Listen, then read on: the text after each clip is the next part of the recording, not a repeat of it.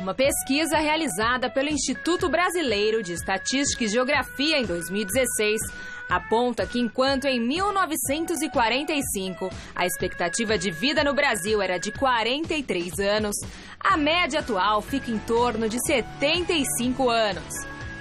E vai continuar crescendo. De 2030 em diante, os idosos brasileiros serão mais numerosos do que as crianças. Isso se deve a melhores condições de vida de parte da população e ao maior acesso aos recursos de saúde.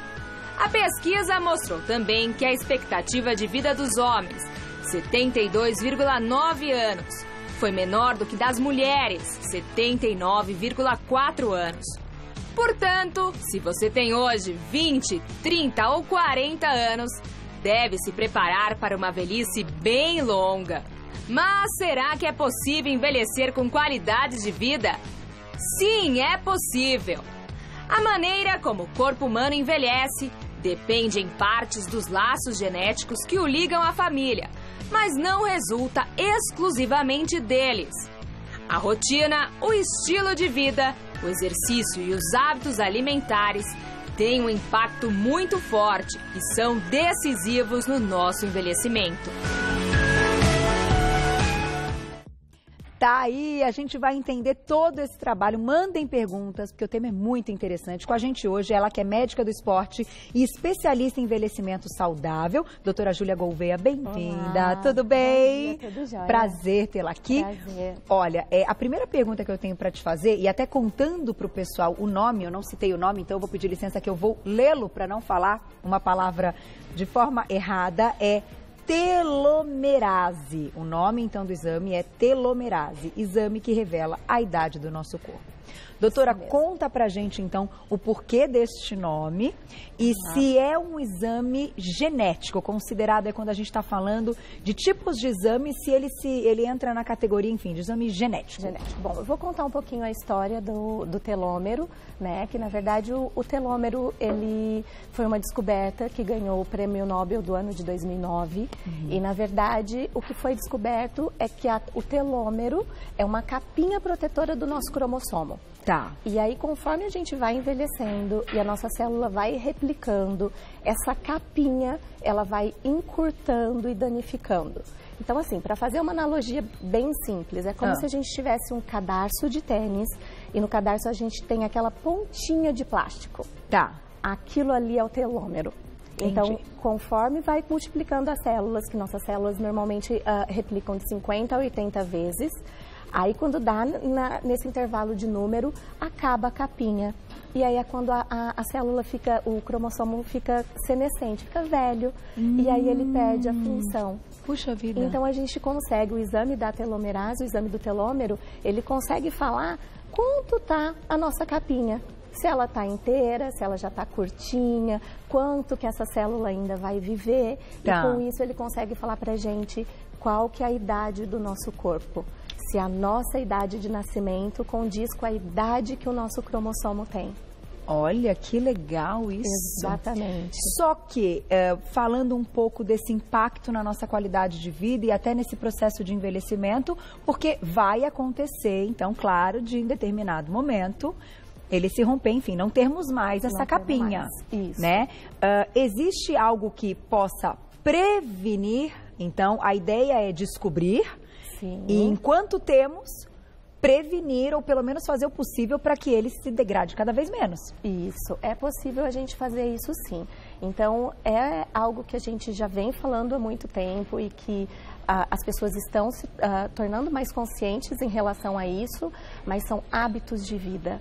Então, foi comprovado, Harvard fez uma pesquisa super extensa, bem consolidada sobre o telômero, e eles conseguiram comprovar que, melhorando a alimentação, práticas de atividade física, o jejum é fantástico para melhorar a qualidade da telomerase. Olha, então, quando eles falam, na verdade, não é um jejum, é uma restrição calórica. Tá. De você diminuir de 30% a 40% a quantidade calórica de alimentos, tudo isso, também beneficia o telômero. Então, faz com que ele se degrade cada vez menos. Cada vez menos. e que o mantendo, vamos dizer assim, intacto ou mais intacto possível, porque claro que ele vai envelhecer, a gente está mantendo aí então não só a idade compatível, mas um corpo mais saudável. Está ligado diretamente então a uma parte saudável.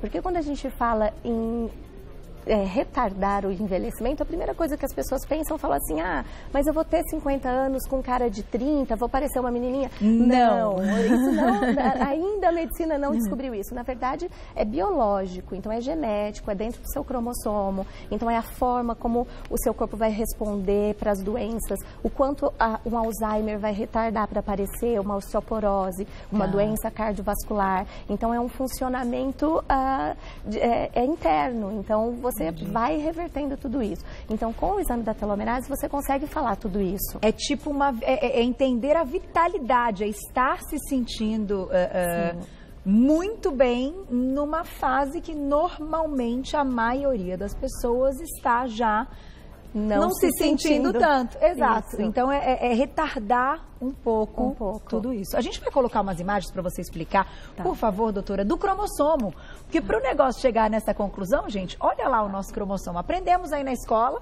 Olha lá. Muita gente vai se identificar. E aí? Então, essa capinha do cromossomo aí, onde está aparecendo mais rebuscado, é onde fica o telômero. E aí, conforme ele vai aparecer a evolução, conforme vai passando o tempo, essa capinha vai diminuindo. Tá vendo que ele está encurtando de tamanho? E aí é onde a gente vai tendo todo esse envelhecimento. Olha que interessante. Então, assim, hábitos de vida não saudáveis, vamos dizer assim, os momentos que a gente ou deixa de praticar uma atividade física e acaba ficando mais sedentário, ou acaba ingerindo alimentos que não são considerados aí saudáveis e tal, a gente está degradando, a gente está, tipo, destruindo. Sim. Na verdade, por que isso acontece? É uma coisa que, às vezes, as pessoas não conseguem entender muito, mas é a ação dos radicais livres em cima desse cromossomo. Então, é como se a gente falasse que a sujeira, o lixo que está circulando dentro da gente, tem um potencial de ir lá nesse cromossomo e danificar. Entendi. Então, quanto mais lixo, com mais poluição que você tiver dentro do seu organismo, maior vai ser a lesão no seu cromossomo, no seu telômero e mais rápido vai ser o envelhecimento do seu corpo. Puxa, que interessante. Daqui a pouquinho a gente vai contar como é feito esse exame, se já tem no Brasil, como é mostrado o resultado. Antes, a gente vai para uma ilustração muito legal e eu acho que a doutora, como você comentou do jejum, muita gente pergunta do jejum intermitente aqui. Então, eu vi que você é médica do esporte, então eu acho que isso é uma prática sua também. Clínica, né, de consultório, que eu acho que podem surgir perguntas, mandem. Então, a gente vai falar de todo esse universo, né? A gente definiu aí o exame, mas a sua especialidade nos permite explicar muitas coisas bacanas. Vai lá no @VocêBonitaTV. O primeiro, então, são os cuidados quando a gente está nessa fase. Olha lá. Aos 20, doutora. Aos 20 que delícia, anos. Né? É uma fase muito boa.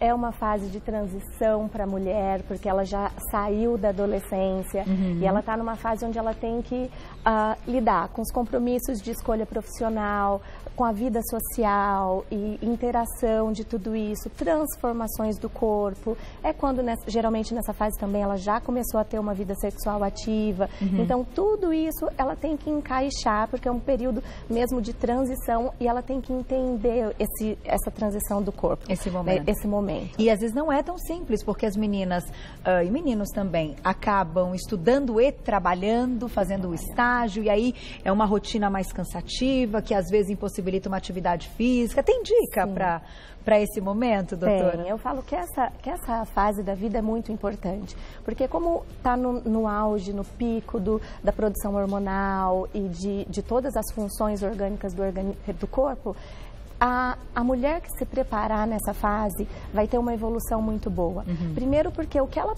colocar na rotina de saudável aos 20 anos, ela pode carregar isso para o resto da vida. É verdade. E o que conta ao favor? com 20 anos, qualquer estímulo que você dê, o corpo tem uma resposta muito maior. Olha só que legal. Então, um pouquinho que ela já inclua de atividade física, fica com uma alimentação mais saudável, tire os industrializados e tenha uma dieta um pouco mais equilibrada, ela vai ter um benefício maravilhoso. É o suficiente. É o suficiente. Nessa fase. E ir ao ginecologista. Ir ao ginecologista, né? Porque como já está com uma vida, já está iniciando a vida sexual, então tem que fazer o Papa Nicolau. A gente tem também, hoje em dia, controle de vacinação para doenças, né, para o HPV, para todas essas coisas. Então, tem que pegar o hábito já de, pelo menos uma vez por ano, já começar a fazer os check-ups ginecológicos. Aí, gente, a gente vai para esta fase. Eu sei que tem muita gente desta faixa etária que assiste Você Bonita, eu sei, porque a gente conhece aí o perfil do público aos 30 anos. Então, já tem check-up em dia, alerta, então, para as atividades físicas e preparação do corpo para a gestação. Que coisa, né? As mulheres estão engravidando um pouco mais tarde. Sim. E é importante também o preparo lá e aqui, né? E aqui. Porque na verdade o que as pessoas estão fazendo, elas estão mesmo retardando um pouco a gestação, mesmo pelo ritmo de trabalho, muitos compromissos. Então ela tem que preparar o organismo dela para esse momento. Então se ela tiver uma alimentação equilibrada, até mesmo na hora de suplementação de vitaminas, para a hora que preparar, para engravidar, tudo isso já é melhor, então já é de uma forma um pouco mais fácil.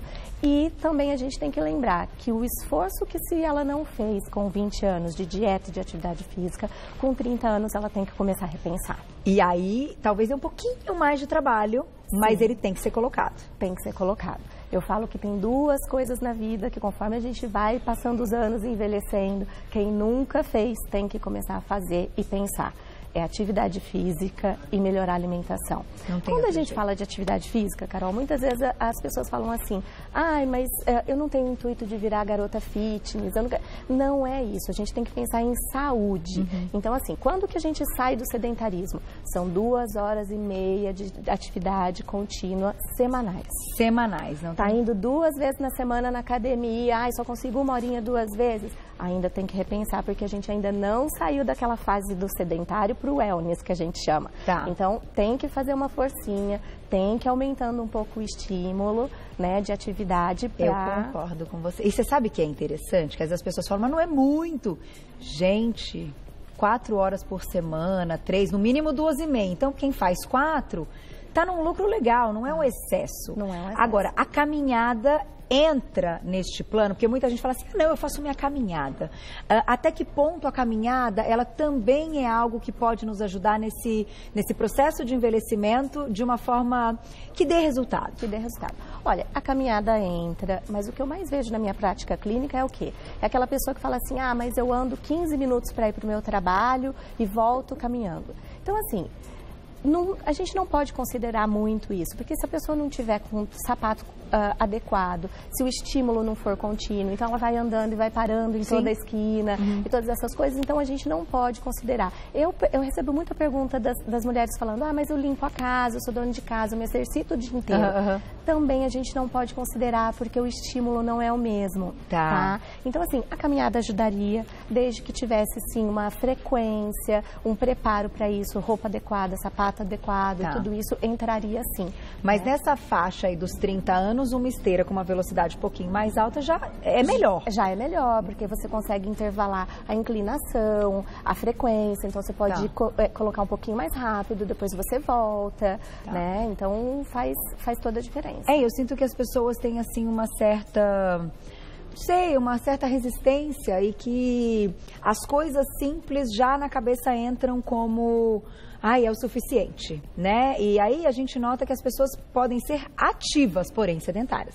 Sim. Então, assim, são coisas diferentes, né? Eu sou ativa, eu trabalho pra caramba, eu não paro, faço um monte de coisa, subo dessa escada lá no meu escritório, blá, blá, blá, blá. Aí eu chego em casa preparando, aí eu chego ainda limpo. Legal, você é ativa, né? É ativa. Mas ainda assim, se não teve uma prática da atividade física, que você parou, botou uma roupa para fazer exercício, um tênis, é considerado sedentário. Sedentário. E eu falo assim, gente, escolha de atividade física é a que te dê prazer e que você não vai faltar. Porque é uma coisa que as pessoas falam muito, doutora, qual que é o melhor tipo de atividade física para mim? Eu falo assim, se não tem o hábito, comece com o que te dá prazer. Então pode ser uma dança, pode ser um pilates, um yoga, alguma coisa, mas que isso vai te dar uma frequência. Que esse que é o importante. É o ter que ir. Manhã tô lá, depois é a rotina. É a rotina. E eu falo que tudo na vida é uma frequência. Então, quando a gente começa a colocar, né, a frequência, a constância de coisas saudáveis na nossa vida, a tendência disso é de perpetuar. Então, se começar isso com os 20 anos, você vai melhorando, passando para os 30, ou 40. E com o passar da idade, você já assumiu esse hábito na sua vida. E sem ser sofrido, sem ser uma tortura, sendo gostoso. Porque eu acho que a atividade física e alimentação saudável não é para ser penoso, é para ser gostoso. É, para ser um prazer, né? Um prazer. É talvez mais difícil para alguns que para outros, porém, ainda assim, a busca tem que ser para todo mundo. Então, aí aos 40, olha o que acontece. Aos 40 é importante também. Na tela. Aí a gente já pensa numa menopausa, ou né, uma menopausa precoce, reposição hormonal, prevenção de doenças de velhice. Que coisa, aos 40, doutora? Aos 40. Tão jovem, 40 quase com 40. É muito jovem, Pois porque é. hoje a nossa expectativa de vida tem aumentado muito. A gente já está com expectativa de vida já quase com 86, 87 anos, coisa que há 100 anos atrás, 200 anos atrás, era 30 anos de idade. Então, quando a gente realmente fala de 40 anos, com já pensar em menopausa, realmente a gente assusta um pouco, né? Mas, na verdade, assim, a partir dos 35, o nosso corpo já começa a dar uns sinais de que ele já está dando uma desacelerada. Sim. Então, algumas mulheres sentem com maior intensidade a partir dos 35, outras não. Quem sente menos? A mulher que pratica atividade física com certeza e que já tem um hábito alimentar um pouco melhor. Então, se você passou pelos 20, pelos 30... Deu uma enganada. Vai chegar nos 40, vai sentir. E aí, isso acaba vindo como um todo. Então, assim, a partir realmente dos 40, pensa sim nesse período de climatério. Tá. Mas a menopausa mesmo, a gente só pode dizer que está na menopausa depois de 1 ano, sem ter nenhum evento de sangramento, de menstruação, né? Aí, nesse caso, avaliando a paciente como um todo, se ela tiver indicação, fazer indicação, sim, de reposição hormonal, se for o caso, porque hoje em dia... É muito polêmico esse assunto, né? É muito polêmico, mas eu falo que, como toda medicina, isso também evoluiu. Então, na verdade, assim, antigamente existia um preconceito de que reposição hormonal era só se a mulher sentisse calor, né? Então, E que dava câncer. E que dava câncer. Mas antigamente era usado hormônio que era derivado da urina da égua, então era um hormônio veterinário. Então hoje em dia a gente já tem hormônio análogo humano, então a gente já não usa mais aquele hormônio que não é compatível com o nosso corpo. Então já deu pra gente evoluir bastante nesse quesito. E na verdade, assim, o que a gente tem que pensar? A mulher hoje vai viver até 80, 90 anos. Se ela entra numa menopausa com 40 anos... Como faz? Como faz a qualidade de vida dela toda, a relação com o marido, com os filhos, porque aí depois ela fica mais depressiva, sabe? Ela tem todo um quadro que acaba piorando, que vem junto com a menopausa. Olha, é verdade. Então, se ela não tiver uma contraindicação e ela for orientada pelo médico, fizer os exames tudo direitinho, não tem problema nenhum. Só vai ganhar com isso, Só né? vai ganhar com isso. Esse assunto é legal, a gente vai colocar a perguntinha do público. Eu sempre lembro de uma frase que eu ouvi que é assim: se hormônio desse câncer, todo mundo teria câncer porque todo mundo tem hormônio. Então, a chave dessa história toda, claro que muito bem indicado pelo que vocês colocam aqui, eu enxergo dessa forma, é que seja algo para te colocar em equilíbrio, não para ultrapassar um limite, e aí já entra naquela parte de, é bomba. Sim, enfim. É esse que é o grande segredo, porque o que a gente vê é o quê? São muitas pessoas, às vezes, usando em quantidades exageradas e até mesmo o tipo de hormônio que é escolhido, às vezes, não é o ideal. Tá. Então, quando você faz um ajuste hormonal, você regula tudo isso, escolhe o hormônio certo, é só benefício para a mulher. Principalmente na mulher na menopausa, porque o que acaba acontecendo? Eu vejo muito no consultório, eu recebo mulheres na menopausa, já com osteoporose, e fazendo reposição só de cálcio. Tá. E muitas vezes, o que a mulher ou outros profissionais que não trabalham com isso não entendem? Que para esse cálcio entrar dentro do osso, a gente precisa de hormônio, a gente precisa de vitamina D, a gente precisa de outros transportadores para a gente ter um osso, ter a formação óssea e ter uma consistência. Então é um conjuntinho de coisas. Não adianta só uma coisa. Né? Só uma coisa, não adianta. Vamos botar a perguntinha do público. Meninas, aproveitem, porque esse papo aqui é super amplo. Já mostro para vocês como é feito o exame que a gente contou há pouco. que pode prevenir aí algumas coisas. Na tela, então, quem escreveu pra gente, olha lá. Adoro falar sobre isso, doutora, que delícia. Luciana, um beijo, obrigada. O exame da bioimpedância, que também mostra a idade corporal, né, vamos dizer assim, a parte toda nutricional, pode ser comparado com telomerase? São coisas diferentes. São coisas diferentes. Na verdade, o exame de bioimpedância, ele faz uma análise da sua composição corporal. Então, ele vai falar quanto que você tem de líquido, de músculo, de gordura no corpo. Então, é muito mais uma aferição, uma medida estatística, né, de estrutura, do que da parte genética propriamente dito, né? O exame da telomerase, não. Ele vai olhar lá dentro da sua célula. Ele vai lá olhar o seu cromossomo e é bem mais ligado com a parte genética, sim, não é estrutural. Não é estrutural. E ele é um exame colhido, é um exame de sangue. É um exame de sangue, a gente faz uma coleta de sangue normal, não tem necessidade de jejum, de nenhum preparo, porque como é genética, né, isso acaba não influenciando, então a gente não precisa ter esse preparo. É um exame que é feito fora do Brasil, então é mandado para a Espanha, e aí depois de umas 2 semanas mais ou menos a gente recebe o laudo. Então, assim, é referência, tem vários lugares do mundo já fazendo, então... Consegue ver até uma possível diabetes, assim, né? Consegue. Então, assim, tem muitas pesquisas já que estão relacionadas com câncer, osteoartrite, doença cardiovascular, Alzheimer, até para AIDS eles estão usando para ver a evolução, todas as coisas do grau de infecção. Então, ele é muito amplo, porque muitas vezes a gente fala assim, é legal, a maior procura que eu tenho para esse exame é o quê? É o paciente que está cuidando já da saúde, que está fazendo atividade física, dieta, todas as coisas, e na verdade ele não tem como, não é tangível, ele não consegue medir, e muitas vezes ele fala dando assim, certo, se está dando certo. Aí ele fala assim, doutora, como que eu vou saber? Eu sinto que eu estou melhor, mas eu não tenho uma referência. Então o exame é para isso, porque você consegue medir e falar como teu corpo está evoluindo, você consegue comparar ano a ano, se você está melhorando, se você está piorando. Puxa, para mudar a estratégia. Para mudar a estratégia. Muito legal isso, gente. Mais uma perguntinha do público, olha lá, quem escreveu pra gente. Obrigada, Renata, um beijo pra você. Tenho 39 anos, eu já preciso tomar alguma vitamina para evitar o envelhecimento ou só preciso passar os cremes anti-idade? Adoro, um beijo pra você. Ela está preocupada, isso já é o primeiro passo, já é o primeiro passo. E com 39 anos também já está quase para passar lá para os 40, para a 4ª década. Na verdade, o que a gente tem que analisar?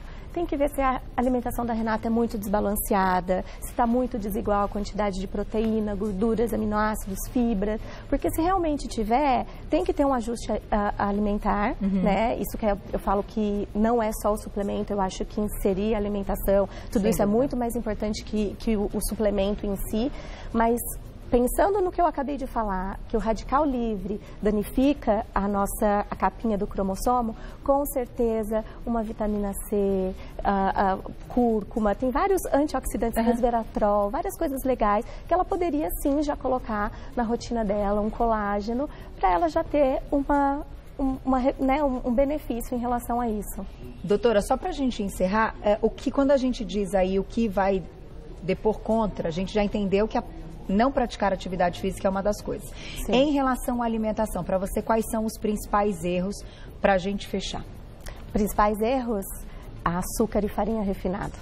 Sempre. Ponto. Sempre. É isso. Ponto. É aquele...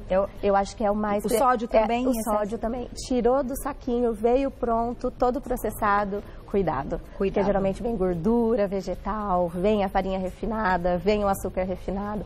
A gente tem que tomar cuidado. Eu sou a favor da comida de verdade. Da comida. Adoro! Ai, gente, delícia de papo. Deixa eu te agradecer. Tá mais que convidada a voltar. Eu acho que chegaram algumas perguntas que podem estar ligadas a essa parte de emagrecimento. Falaremos numa outra pauta. Eu vou deixar aqui para vocês, gente, um agradecimento da doutora, para quem quiser saber mais, né, mais perguntas específicas aí até do exame. Doutora Júlia Gouveia, ela é médica do esporte, especialista em envelhecimento saudável. O site dela é o doutor abreviado juliagouveia.com.br. doutora, abreviado, juliagolvea.com.br, para quem quiser saber mais. Muito obrigada. Obrigada. Eu adoro bater papo com quem o olho brilha, que fala enfim, com tanta motivação para as pessoas ficarem motivadas a seguir uma vida mais saudável. Essa é a minha bandeira aqui, né? Diariamente. É claro. Então o olho brilha e fala assim, a bandeira para levantar mesmo, vale a pena. É, né? Um trabalho de formiguinha, mas a gente chega lá. Obrigada, viu, doutora? Obrigada.